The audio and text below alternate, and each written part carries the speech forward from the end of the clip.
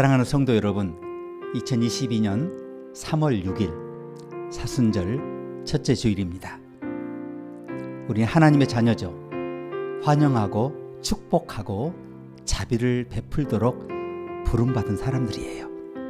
우리는 한 국가의 시민이고요. 돌보고 응답하고 우리의 자유를 나누도록 부름받았습니다.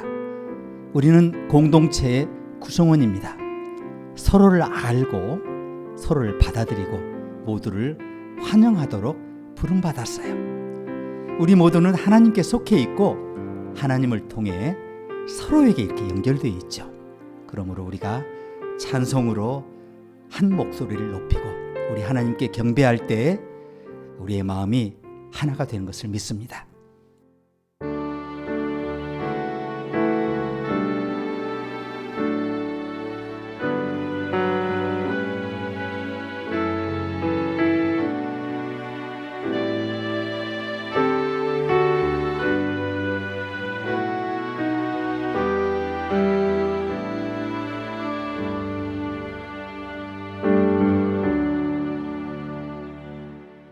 우리 삶에서 기이한 일을 행하시는 주님, 오늘 우리에게 주님을 나타내셔서 주님의 면전에서 인생의 상쾌함을 누리게 하시옵소서. 온 땅이 주님의 영광으로 가득 차게 하시고 연기처럼 우리에게 내려오셔서 우리 삶에서 부족한 것이 없도록 우리를 충만히 채워주시옵소서. 우리 삶에서 주님의 존재로 인해 우리가 큰 행복을 누리게 하시옵소서. 맡은 봉사를 계속하면서 수고하는 모든 영혼이 이 일 가운데 주님을 만날 수 있게 해주시옵소서. 주님의 보좌에서 내려오는 말할 수 없는 기쁨이 우리를 충만히 채워주시옵소서. 예수님의 이름으로 기도합니다. 아멘.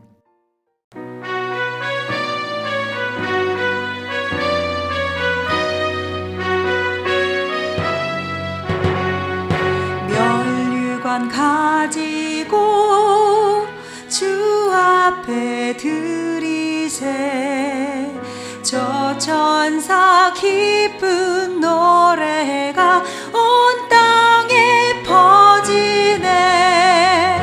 내 원악 깨어서 주 찬송하여라. 온 백성 죄를 속하신 만왕의 왕일세. 면류관 가지고 주 앞에 들이세 그 손과 몸의 상처가 영광 중 빛나네. 하늘의 천사도 그 영광 보고서 고난의 신비 알고자 늘 흠모하도다.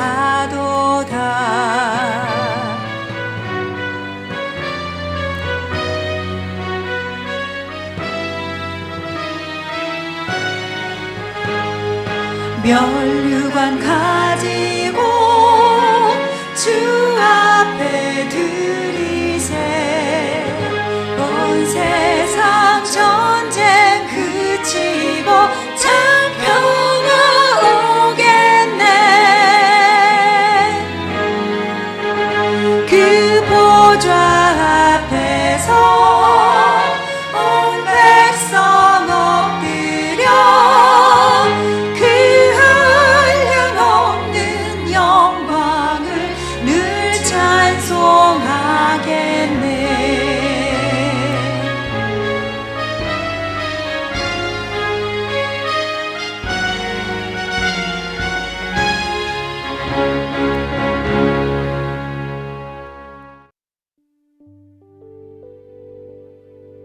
아버지 하나님, 우리는 이 시간에 무엇보다도 감사하는 마음으로 주님 앞에 나아갑니다. 주님이 지난 주간에 우리를 돌보셨고 오늘 새로운 한 주의 문턱에 서게 하시니 감사합니다. 주님, 저희가 주님과 함께 이 밝은 출발을 시작할 수 있도록 도와주시옵소서. 주님과 더 깊은 관계를 맺고자 하는 깊은 열망을 불러일으켜 주시옵소서. 우리가 예배하고 주님 앞에 나아오는 것이 주일 예배에만 국한된 것이 아님을 상기시켜 주시옵소서. 오히려 관계와 기도를 통해 매일 주님과 교제함으로 주님께 더 가까이 다가서게 하시옵소서. 우리가 주님의 부르심과 주님의 마음에 어떻게 순종할 수 있는지 가르쳐 주시옵소서. 주님과의 묵상과 연결을 통해 다가오는 주간에 승리할 완벽한 준비를 갖추도록 우리의 삶을 붙들어 주시옵소서. 예수님의 이름으로 기도합니다. 아멘.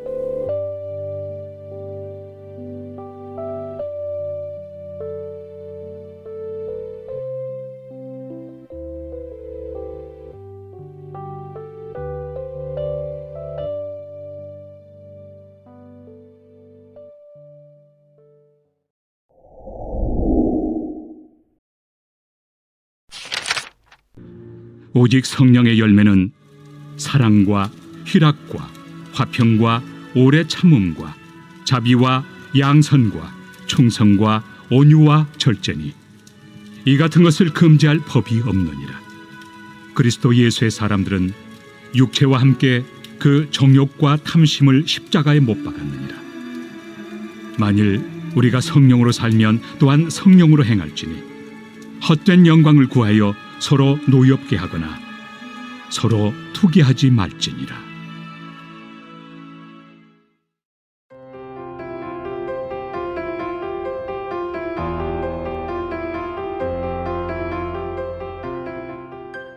예수님께서 부활하신 후 함께 모인 제자들에게 하신 첫 번째 말씀은 평강, 즉 평화라는 말씀이었습니다. 우리는 복음서에서 이것을 읽을 수 있습니다. 이날 곧 안식 후 첫날 저녁 때에 제자들이 유대인들을 두려워하여 모인 곳의 문들을 닫았더니 예수께서 오사 가운데 서서 가라사대 너희에게 평강이 있을지어다. 이 말씀을 하시고 손과 옆구리를 보이시니 제자들이 주를 보고 기뻐하더라. 예수께서 또 가라사대 너희에게 평강이 있을지어다. 아버지께서 나를 보내신 것 같이 나도 너희를 보내노라. 여러분에게 평화가 함께하기를 기원합니다. 마음의 평화를 찾는 방법은 무엇입니까? 이 세상에 살아가며 겪는 모든 걱정, 두려움, 분개, 고통을 어떻게 마음에서 비울 수 있습니까? 그리스도께서 우리에게 약속하신 평화를 어떻게 우리가 찾을 수 있습니까? 성경에서 찾을 수 있는 세 가지 유형의 평화가 있습니다. 첫 번째는 영원한 평화가 있습니다. 하나님과의 평화입니다. 로마서 5장 1절은 말씀합니다. 그러므로 우리가 믿음으로 의롭다 하심을 얻었은즉 우리 주 예수 그리스도로 말미암아 하나님으로 더불어 화평을 누리자. 두 번째는 외적인 평화가 있습니다. 다른 사람들과의 평화입니다. 바울은 로마서에서 말씀합니다. 할 수 있거든 너희로서는 모든 사람으로 더불어 평화하라. 세 번째는 성령의 열매로서의 평화가 있습니다. 하나님의 평화죠. 바울은 그리스도의 평강이 너희 마음을 주장하게 하라고 말씀합니다. 구원을 받았더라도 평안해야 합니다. 정직한 사람도 초조해질 수가 있어요. 빌립보 4장에 나오는 대로 평강의 처방을 따른다면 아무리 폭풍우가 몰아치는 것 같은 슬픔과 고통에 바다에 있을지라도 믿을 수 없을 만큼 넘치는 평강을 누릴 수 있습니다.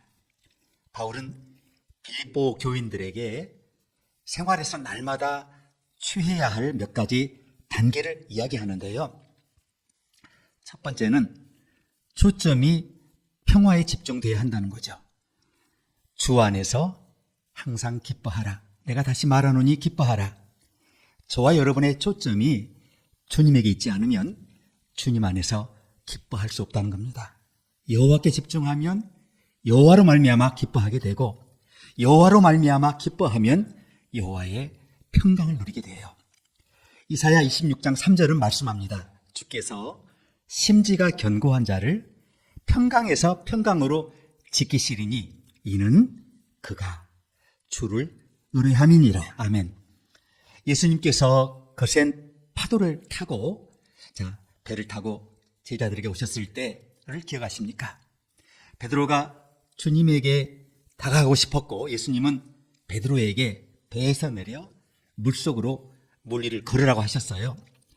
베드로가 예수님을 바라보고 있는 동안에는 물위를 걸었다는 것을 기억하시죠? 그러나 예수님에게서 눈을 뗐을 때 베드로가 물에 빠지기 시작했어요.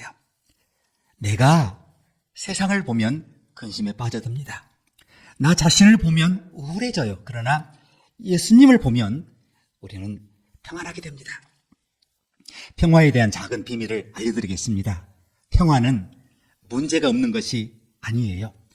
평화는 문제 가운데 예수님의 임재입니다.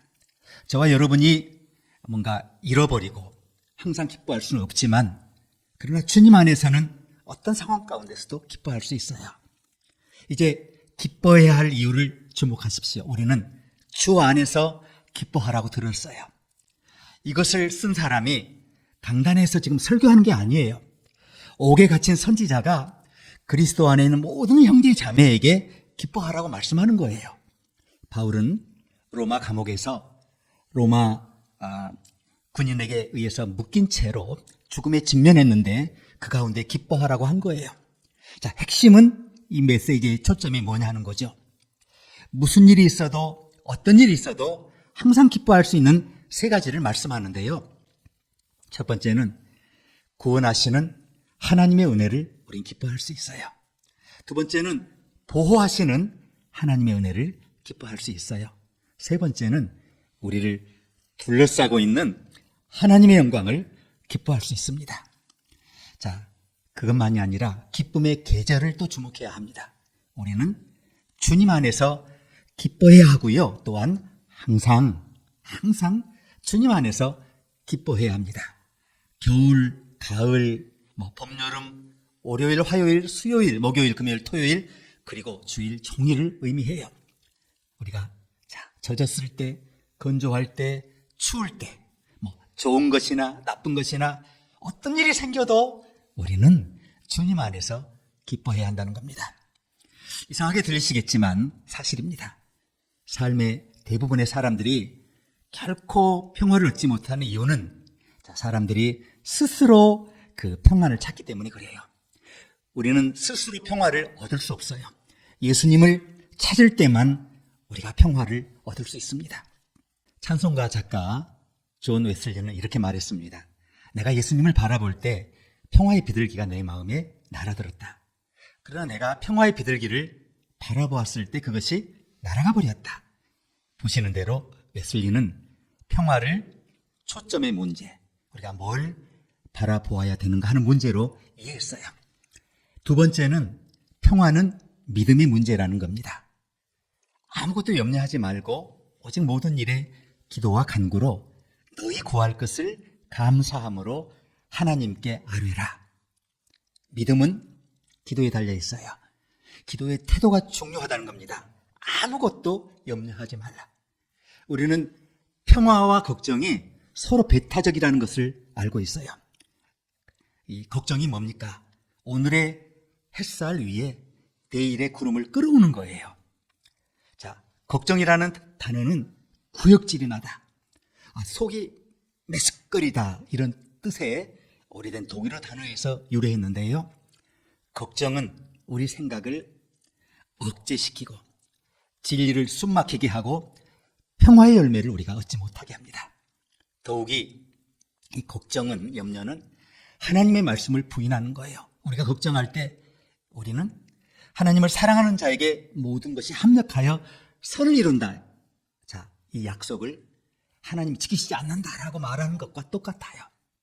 또한 걱정, 염려는 하나님의 뜻을 거스르는 거예요. 예수님은 마태복음 6장에서 내일 일을 위하여 염려하지 말라고 하세요. 염려는 전적으로 하나님의 뜻에서 벗어난 것이라는 겁니다. 하나님은 혼란의 창시자가 아니라 평화의 창시자이기 때문에 그래요. 저는 엄청나게 걱정하는 한 남자를 여러분에게 소개하고 싶습니다. 그는 걱정을 많이 할 뿐만 아니라 걱정을 만드는 사람이었는데요. 많은 사람들이 그를 볼 때 그의 걱정을 걱정했어요. 그는 걱정이 너무 많아서 밤에 잠을 잘 수 없었고, 이제 그거 할 수 있는 일이 뭐겠어요? 밤에 이제 그 바닥을 서서 서성거리는 것 뿐이었는데요. 그러던 어느 날 그는 집에서 완전히 다른 사람의 모습으로 나타났어요. 휘바람을 불면서 행복을 노래했어요. 그의 옆집 이웃이 그걸 보고 놀라서 말합니다. 대체 무슨 일이 일어난 거야? 그랬더니 이 사람이 나는 모든 일에 걱정이 없고 너무 행복해요. 이렇게 답변했어요. 아니, 어떻게 걱정을 없앴어요? 이웃이 물었을 때 그가 말합니다. 글쎄, 나는 전문적인 그 걱정꾼을 고용했는데요. 그가 저를 위해서 모든 걱정을 다 해주고 있어요. 그러자 그 이웃이 말하죠. 정말 훌륭하네요. 이 전문적인 걱정꾼에게 얼마나 많이 지불하세요? 자, 그 남자는 하루에 $1,000를 지불한다고 말했습니다. 그 이웃이 말합니다. 하루에 $1,000요? 그런 돈이 없잖아요. 그걸 어떻게 지불할 거예요? 그 남자가 말합니다. 글쎄, 그게 걱정입니다. 저는 하나님이 직업적인 걱정을 하시는 분이라고 이렇게 말씀드리지는 않겠어요. 왜냐하면 하나님은 걱정하지 않으시는 분이기 때문에. 그러나 하나님은 우리의 걱정을 처리하시는 전문가세요. 베드로전서 5장 7절은 너희 염려를 다 주께 맡기라. 저가 너희를 돌보심이라고 분명히 말씀하세요. 자, 우리가 염려하는 모든 일에 무엇을 해야 할지 보셨죠? 우리는 염려를 기도로 바꿔야 해요. 염려할 가치가 있으면 기도할 가치가 있는 거잖아요. 기도할 가치가 없으면 염려할 가치조차 없는 겁니다. 아무리 사소한 것일지라도 우리 하나님께 보살펴 주세요라고 하는 기도는 하나님께 결코 작은 문제가 아니에요. 우리는 아무것도 조심하지 말고 모든 것에 대해서 단지 기도하는 마음을 가지면 돼요. 또한 이 기도의 방식도 중요한데요. 오직 모든 일에 기도와 간구로 너희 구할 것을 하나님께 아뢰라고 하시잖아요. 우리는 모든 것에 대해서 기도해야 돼요. 어떤 것도 빠뜨리면 안 돼요. 그런데 어떤 그리스도인들은 아무것도 하지 않죠. 또 어떤 그리스도인들은 어떤 것에 대해서 기도하는데, 어떤 것은 기도하지 않아요. 그래, 하나님은 모든 기독교인이 모든 것에 대해 뭐라고 해요? 기도해야 한다라고 말씀하시죠. 바울은 또한 우리가 감사함으로 기도해야 한다고 말씀합니다. 기도의 비법에 절대 빠지면 안 되는 한 가지 재료가 감사합니다. 데살로니가 전서 5장 18절은 범사에 감사하라. 이것이 그리스도 예수 안에서 너희를 향하신 하나님의 뜻이니라 분명히 말씀합니다. 자, 오늘 가르침 세 번째는 평화는 사실의 문제라는 거예요. 마음이 찬양으로 가득하고 마음이 기도로 가득 찰 때 우리 영혼은 평화로 가득 차게 돼요. 주님 안에서 기뻐하면 어떤 일이 일어날까요? 기도로 모든 염려를 하나님께 맡기면 어떤 일이 일어날까요? 바울은 7절에서 빌립보서 4장 7절에서 그리하면 모든 지각이 뛰어난 하나님의 평강이 그리스도 예수 안에서 뭐라고요? 너희 마음과 생각을 지키시리라 이렇게 말씀해요. 해양학자들은 최악의 바다 폭풍도 8m 깊이를 넘지 못한다고 해요. 즉 해양 강풍은 애틀란티나 그 태평양을 가로질러 건너갈 수 있어요. 그러나 강풍은 30m 높이의 해일을 일으킬 수 있지만 어느 경우에도 수면 바로 아래의 물은 6월의 화창한 날 연못처럼 잔잔하다는 겁니다. 폭풍 속에서도 진정으로 평화를 찾을 수 있는 유일한 장소, 하나님과의 깊은 동행과 예수 그리스도와의 관계 속에서 찾을 수 있는 유일한 장소를 아시죠? 우리 믿음의 선배들이 그리스도를 믿는다는 이유로 박해를 받았을 때 그런 말이 나왔다고 해요. 박해자들이 우리를 세게 때릴수록 우리는 더 깊어지고 더 깊어질수록 우리는 더 평안을 누린다. 이것이 하나님의 평강임을 주목하세요. 주 예수님은 요한복음에서 이렇게 말씀하십니다. 요한복음 14장 27절 평안을 너희에게 끼치노니 곧 나의 평안을 너희에게 주노라. 내가 너희에게 주는 것은 세상이 주는 것 같지 아니하리라. 너희는 마음의 근심도 말고 두려워하지도 말라. 아멘. 하나님의 평강은 하나님으로부터 오는 평강이에요. 모든 사람들이 평화를 찾고 있습니다. 어떤 사람들은 안락에서 평화를 찾으려고 하죠. 또 어떤 사람들은 쾌락에서 평화를 찾으려고 해요. 정말 많은 사람들이 소유에서 평화를 찾으려고 노력해요. 그러나 사랑하는 여러분, 참된 평화는 오직 한 분에게서만 찾을 수 있는데 그분의 이름이 누구이겠어요? 그분의 이름은 예수님입니다. 우리가 하나님과 화평을 이루기 전에는 결코 하나님으로부터 오는 화평을 얻지 못해요. 그 화평은 오직 주 예수 그리스도 안에서만 찾을 수 있습니다. 하나님의 평강, 평화, 화평을 원하신다면 우리 마음에 하나님의 평강이 있어야 합니다. 하나님은 인생의 부서진 조각을 취하시고 우리에게 깨지지 않는 평화를 주세요. 예수님은 너희에게 평강이 있을지어다 말씀하셨습니다. 그러나 그 평화를 어떻게 그리고 어디에서 찾을 수 있습니까? 평화는 우리가 과거를 극복할 때만 얻을 수 있어요. 우리 중 많은 사람들이 죄책감, 원한, 과거의 실패, 지속적인 상처에 시달리고 있어요. 마음의 평화를 찾는 방법이 뭡니까? 우리의 과거를 파악함으로써 얻어요. 과거를 버리십시오. 과거는 사라졌어요. 과거가 여러분의 기쁨을 앗아가지 못하게 하십시오. 미래에 관해서는 그리스도를 죽은 자 가운데 살리신 그 동일한 하나님이 우리를 지키시며 우리를 떠나지 않으시고 우리를 버리지 않으실 것입니다. 평화가 너희에게 있기를, 평안이 너희에게 있기를 우리 스승님이 말씀하셨습니다. 저는 저와 여러분이 이 평화를 붙잡을 줄 믿습니다. 그리스도 예수 안에서 붙잡을 줄 믿습니다. 하나님의 평강을 붙잡을 수 있습니다. 이 평화를 통해서 우리의 과거를 극복하고 미래를 열고 우리가 범사에 승리할 줄로 믿습니다. 함께 기도하시겠습니다.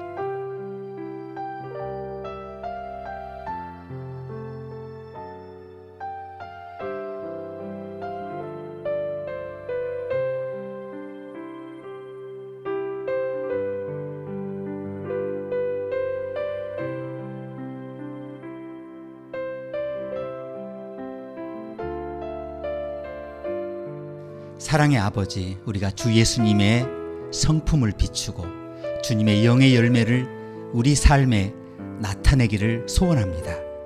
우리 안에서 영적인 열매가 자라지 못하게 하는 모든 부분을 제거하셔서 우리가 은혜 가운데 자라게 하시고 오직 주님이 기뻐하시는 일만 행하게 하시옵소서.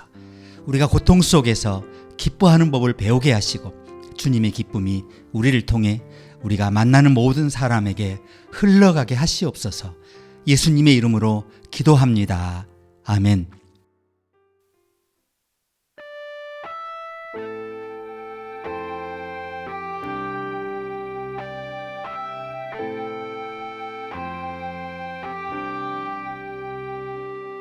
더 이상 나 패배하지 않네.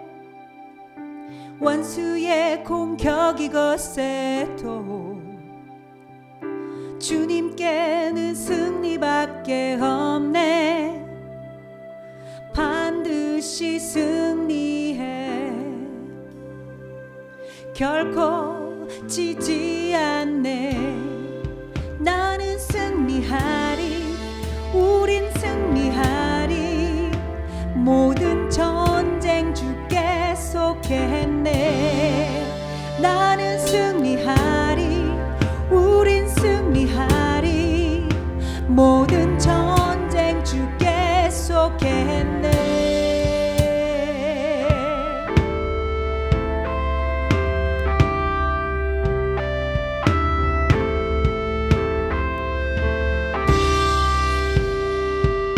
모든 이름 위에 뛰어난 주, 모든 전쟁에 능하신 주,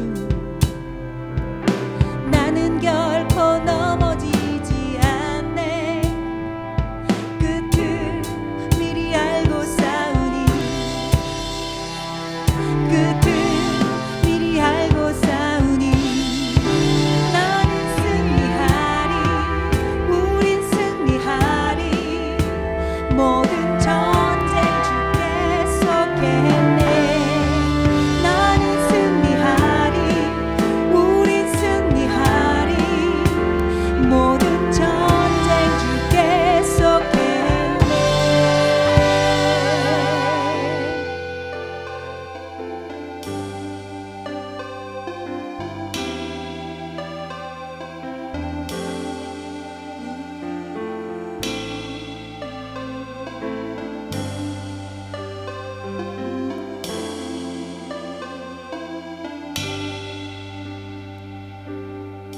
원수가 계획하는 모든 악을 선으로 바꾸시네. 주가 바꾸시네.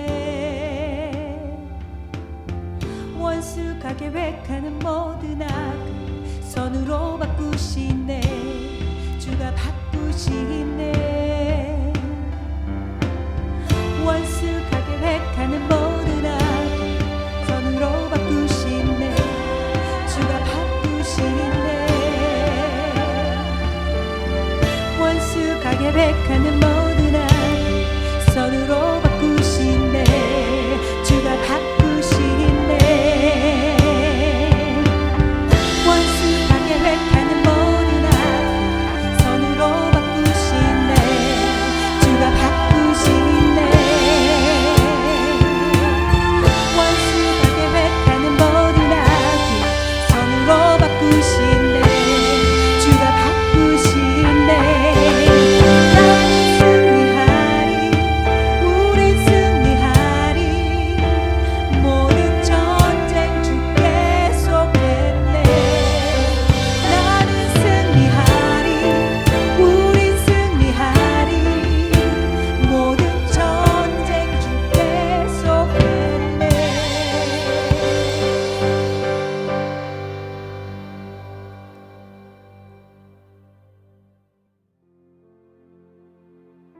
주님께서 우리의 영적, 육체적 양식을 날마다 공급하시는 은총을 인하여 주님을 찬양합니다. 우리에게 씨앗을 공급하셔서 그것들이 번성하게 하시고 우리의 의의 추수를 더하게 하시니 감사합니다.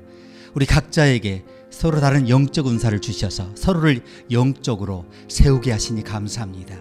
이제 우리가 재정적으로 주님을 섬기고 받은 선물로 거룩한 사역을 베풀며 우리 안에 하늘의 기쁨이 충만하게 하시옵소서. 예수님의 이름으로 기도합니다. 아멘. 이제 주 예수 그리스도의 은혜와 하나님의 사랑과 성령의 교통하심이 모인 주의 백성 모두에게 이제부터 영원토록 함께 하시기를 축원합니다. 아멘.